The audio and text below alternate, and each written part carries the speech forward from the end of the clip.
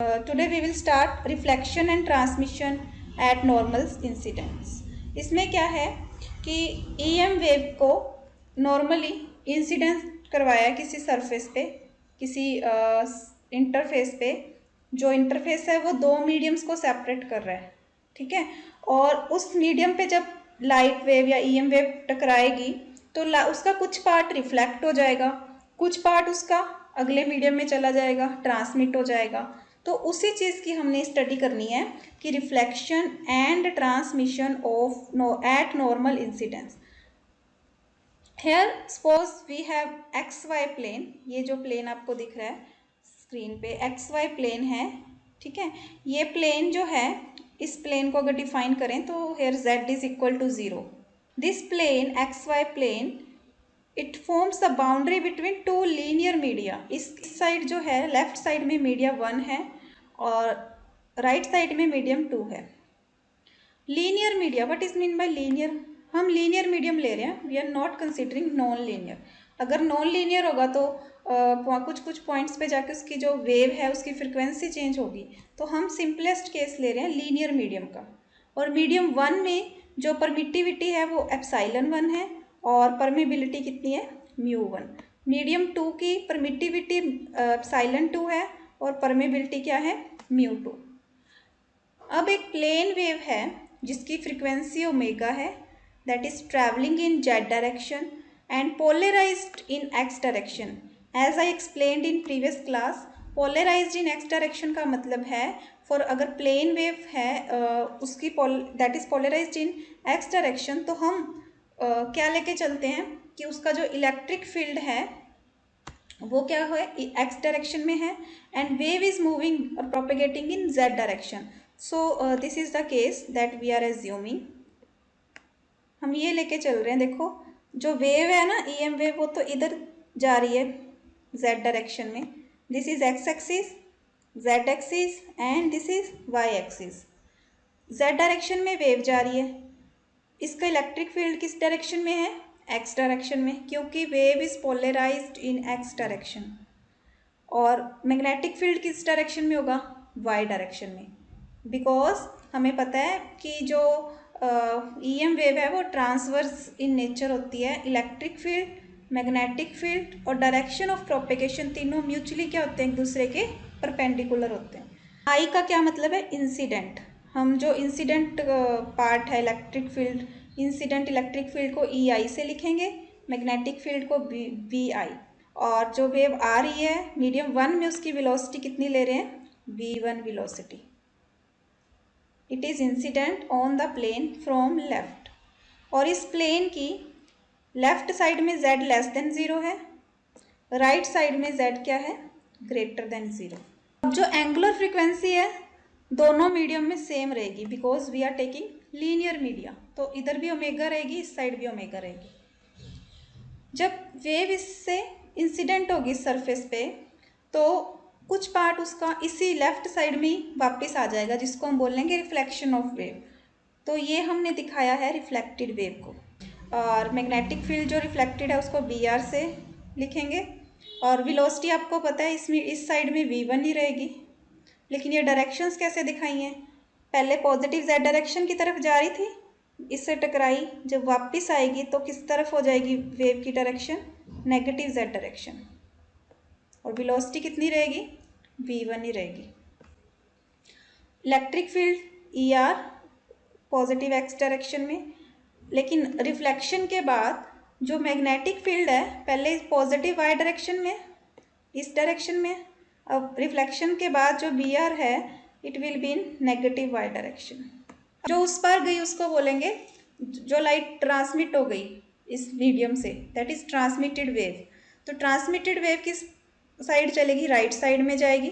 तो वो तो राइट साइड में इधर ही मूव करेगी, तो उसकी जो प्रोपेगेशन डायरेक्शन है वो पॉजिटिव है, जेड डायरेक्शन ही रहेगी. लेकिन इस मीडियम में हम वेलोसिटी क्या कंसीडर कर रहे हैं? V2. और transmitted electric field ET positive x direction में रहेगा. और लेकिन इस साइड आ रही है तो इसका मैग्नेटिक फील्ड भी क्या रहेगा? पॉजिटिव y डायरेक्शन में, that is BT.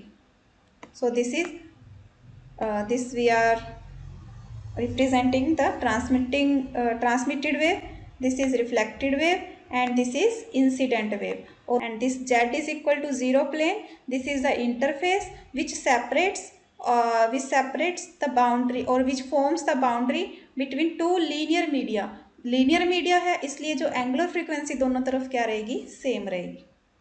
Permittivity epsilon 1 है इस साइड, परमेबिलिटी म्यू 1 है इस साइड, परमिटिविटी एप्सिलॉन 2 है, परमेबिलिटी म्यू 2 है. अब हम चलेंगे थ्योरी पे, एक्सप्लेन करेंगे, वेव इक्वेशन सॉल्यूशंस लिखेंगे, इलेक्ट्रिक फील्ड को लिखेंगे, कैसे लिखें, मैग्नेटिक फील्ड लिखेंगे. लेकिन वो सब करने के लिए हमें चाहिए बाउंड्री कंडीशंस, जो पीछे हम एक्सप्लेन कर चुके हैं पहले.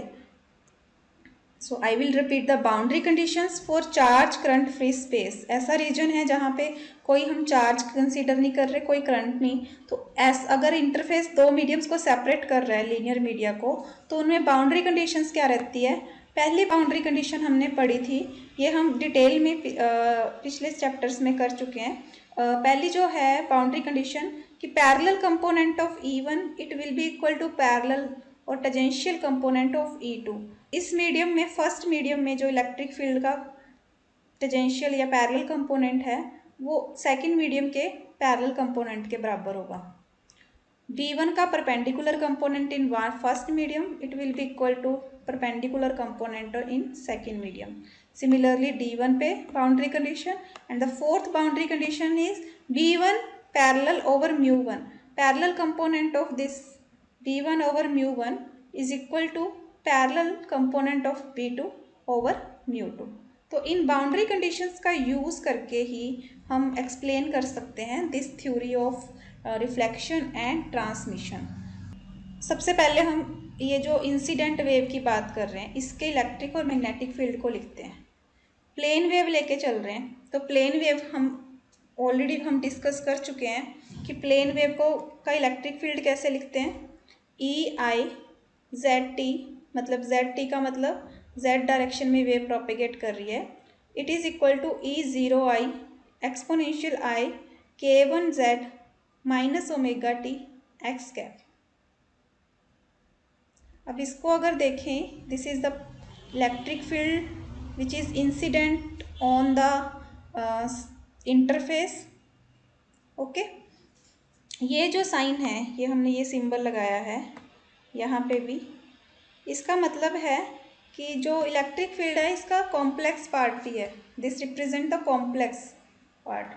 जनरली हम रियल को ही लेके चलते हैं, जो भी केस कंसीडर करते हैं हम रियल एज्यूम करते हैं, लेकिन कॉम्प्लेक्स भी हो सकता है इलेक्ट्रिक फील्ड. E0I जो है it is the amplitude, complex amplitude of electric field.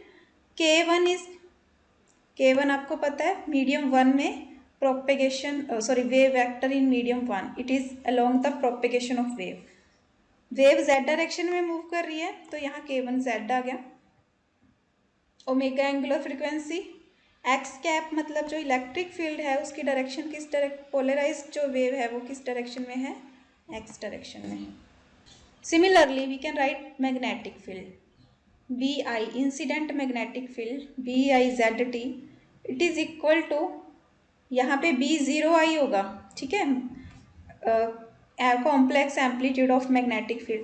लेकिन हम प्लेन वेव लेके चल रहे हैं, तो लास्ट क्लास में मैंने बताया था कि प्लेन वेव के लिए जो मैग्नेटिक फील्ड का मैग्नीट्यूड है it is equal to 1/v into electric field का एम्पलीट्यूड. तो हम ये चीज़ यहाँ यूज़ करके V0I की जगह पे क्या लिख सकते हैं, E0I over V1. Again V1 is velocity in medium 1 and e⁻⁴ k magnetic field y direction में है तो y cap K1Z minus omega T. This Z मतलब जो वेव है वो किस डायरेक्शन में प्रोपेगेट कर रही है, Z डायरेक्शन में. तो ये हमने लिख दिया electric field of incident wave, magnetic field of incident wave. अब हम डिस्कस करेंगे रिफ्लेक्टेड पार्ट को, कि जो वेव रिफ्लेक्ट होके आ गई तब जो इलेक्ट्रिक फील्ड और मैग्नेटिक फील्ड किसके इक्वल है. ER मतलब reflected electric field it will be equal to E0R exponential iota minus K1Z minus omega T X cap. अब जो इलेक्ट्रिक फील्ड जो है जब रिफ्लेक्ट हो गया तो वेव की डायरेक्शन जो है negative Z direction as we discussed हमने देखा कि जो वेव पॉजिटिव जेड डायरेक्शन में जा रही थी, रिफ्लेक्शन के बाद उसकी डायरेक्शन क्या होगी, नेगेटिव जेड डायरेक्शन। तो जो जेड है वो किस में चेंज हो गया, माइनस जेड। तो यहाँ पे k1 माइनस k1 जेड हो जाएगा। Similarly here for the reflected wave minus omega T, omega same रहेगा, और इलेक्ट्रिक फील्ड तो एक्स डायरेक्शन में ही रहेगा, बट मैग्नेटिक फील्ड क्या हो गया, you can see here from this graph, electric field is in positive x direction, magnetic field पहले y direction में था, negative y direction में हो गया after reflection, so we have here negative sign, and again we can write b0r is equal to e0r over v1। Reflected wave भी उसी side में, वो मीडियम 1 में ही है, तो वेलोसिटी v1 ही रहेगी। नेगेटिव जेड डायरेक्शन में वेव आ गई और मैग्नेटिक फील्ड भी नेगेटिव वाई डायरेक्शन में आ गया, तो एक साइन नेगेटिव का यहाँ आ गया।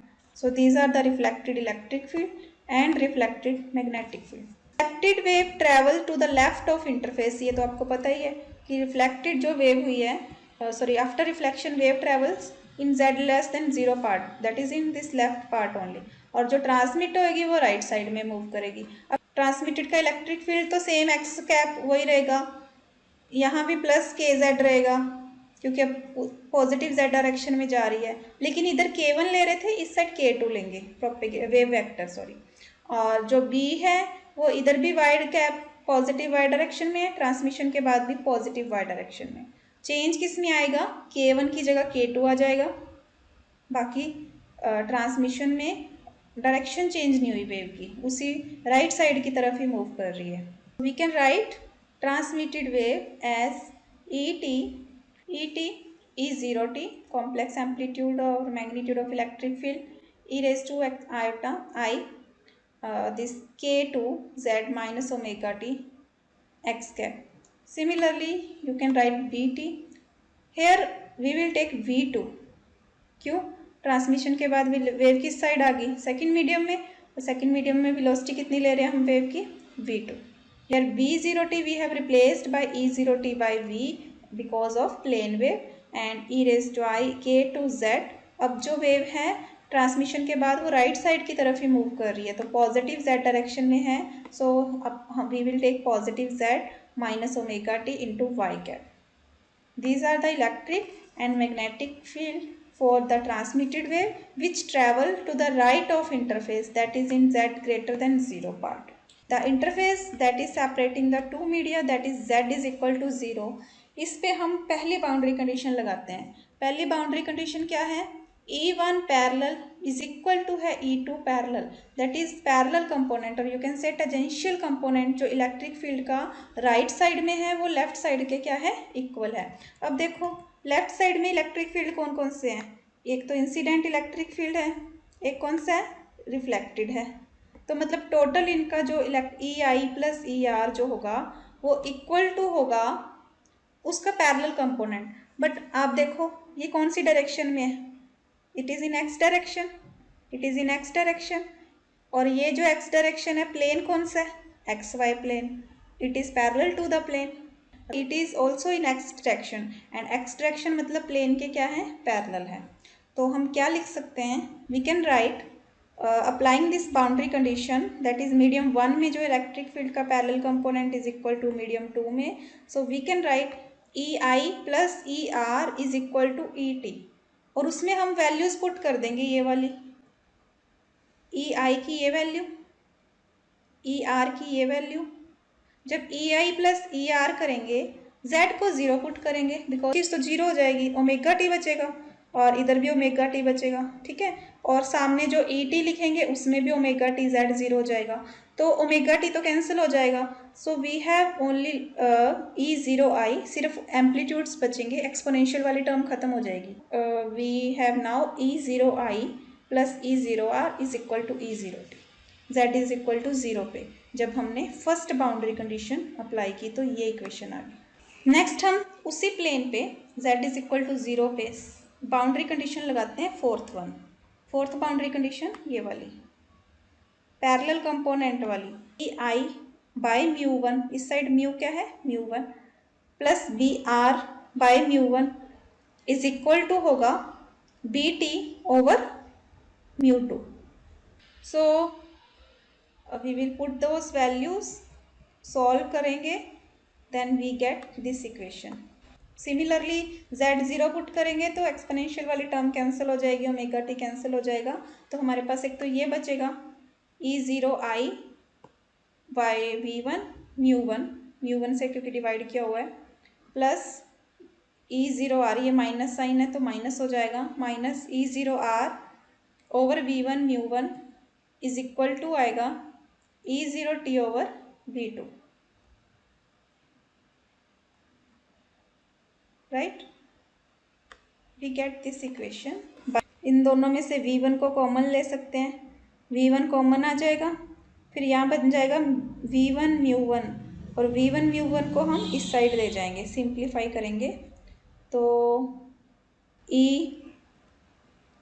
E0i माइनस E0r म्यू1 v1 we will take to right side over म्यू2 v2 ऑलरेडी है E0t.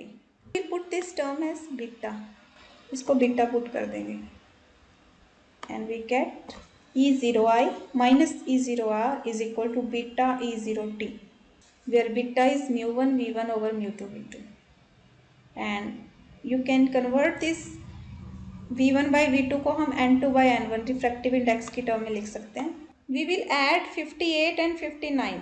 जब इन दोनों इक्वेशंस को ऐड करो तो ये दोनों कैंसिल हो जाएगी, plus minus we get 2E0i is equal to, ये E0t इधर से common 1 plus beta, and we get 2E0i is equal to 1 plus beta E0t. E0t is equal to 2 over 1 plus beta is E0i. तो ये transmitted wave आ गया, incident wave का इतना part है 2 by 1 plus beta. ठीक है, जो वेव कितनी वेव ट्रांसमिट हो रही है, जैसे E0i हमने इंसिडेंट करवाई थी, उसका इतना मल्टीप्लायर, इतना फ्रैक्शन जो है 2 बाई 1 प्लस बीटा क्या हो रहा है, ट्रांसमिट हो रहा है. अब जो E0t की ये वैल्यू आई है 60, इसको हम पुट कर देंगे वापस इस इक्वेशन में. यहाँ पर E0r इज इक्वल टू आ जाएगा 1 minus beta over 1 plus beta E0i, मतलब इंसिडेंट वेव का इतना पार्ट क्या हो रहा है, रिफ्लेक्ट हो रहा है. Now we will find reflectance and transmittance, that is the fraction of wave reflected. जितनी इंसिडेंट वेव सरफेस पे इंसिडेंट करवाई है, जितनी वेव, उसमें से कितना उसका फ्रैक्शन, कितनी प्रोबेबिलिटी है रिफ्लेक्शन की, कितनी प्रोबेबिलिटी है ट्रांसमिशन की, कितना पार्ट वेव का रिफ्लेक्ट होके वापस उसी साइड आ रहा है, और कितना वेव का कितना फ्रैक्शन ट्रांसमिट होके मीडियम 2 में जा रहा है. That we will find now in terms of coefficient of reflection, और यू कैन से रिफ्लेक्टेंस और transmittance, that is transmission coefficient. So the reflectance R it is given by as the ratio of the intensity of reflected wave to the intensity of the incident wave. That is, this R is known as coefficient of reflection or reflectance. Similarly, the transmission coefficient T, it is given as the ratio of intensity of transmitted wave to the intensity of incident wave.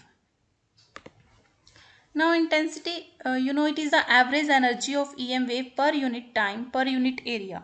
The wave, EM wave contains energy, EM wave carries energy as well as momentum.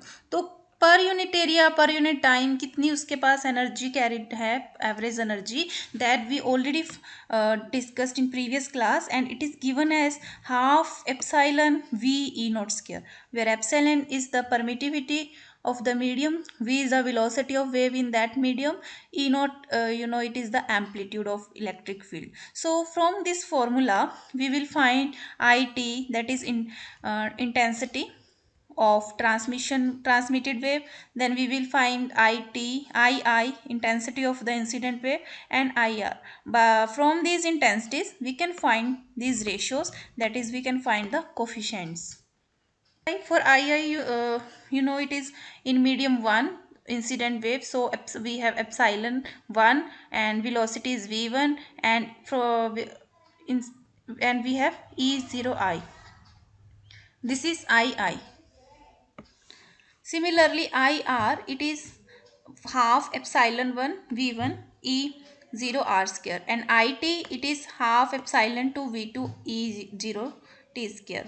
So from the intensities, now R is IR to II. So it is from this ratio of this IR to it is equal to E0 r square over E0 I square, and this ratio we know from the equation with the formula we found earlier, this 61 equation. We can find the ratio of E0 r to E0 I, that is 1 minus beta over 1 plus beta. So we can put this value here, and r comes out to be 1 minus beta over 1 plus beta whole square. This is reflectance. Similarly, T, we will substitute the value of ITII, then we will solve it. ये cancel हो जाएगा, हाँ, epsilon 2 V2 over epsilon 1 V1, and this ratio again from the equation 60. From here, E0t over E0i, it is equal to 2 over 1 plus beta. So we will substitute this value here, and we get T, that is transmission coefficient, is epsilon 2 V2 by epsilon 1 V1 into 2 over 1 plus beta whole square. Hence we find R and T. Now we know that velocity, here this velocity, this we already found that velocity is C over square root of epsilon mu. And here will be C square over epsilon mu, and we get the value of epsilon from here, that is epsilon is equal to C square over mu V square. We will substitute this value of epsilon in this equation 64, and we get T, when we will substitute the value of epsilon 1 and epsilon 2 in terms of C mu, in place of epsilon 2 we will write C2 over mu 2 V2 square, and in place of epsilon 1 we will write C square over mu 1 V1 square, and we get this C square will be cancelled and we get this. Okay. Again this mu1 v1 over mu2 v2, it is beta, we know, so we will put it beta, and we will solve it, and we get T is equal to 4 beta over 1 plus beta whole square. So हमने अब transmission coefficient find कर लिया, coefficient of reflection और reflectance find कर लिया in terms of beta. Now if you add R and T, that is if you add this R, equation 63, and this T 66, then what you get, इसको add करके solve करेंगे तो R plus T कितना आ गया 1. It means जो reflectance और transmittance दोनों का सम जो है वो कितना है 1. तो यहाँ से क्या प्रूव हो रहा है, R plus T is equal to 1. It means जो टोटल वेव है उसका कुछ पार्ट रिफ्लेक्ट हो रहा है, कुछ ट्रांसमिट हो रहा है, और टोटल रिफ्लेक्शन प्रोबेबिलिटी और ट्रांसमिशन की जो प्रोबेबिलिटी है टोटल वो सम कितना है 1. It means there is no loss, कुछ भी पार्ट लॉस नहीं हो रहा. So it follows the law of conservation of energy. Okay, a part of light is reflected, the rest part is transmitted. There is no loss of energy. For instance, suppose करो light air से glass में आई with different refractive index, and R is equal to 0.04, then T is 0.96. Means most of the light here is transmitted, but the total R plus T is equal to 1. So we have discussed the reflection and transmission of EM wave at normal incidence. In the next class, we will discuss reflection and transmission at oblique incidence.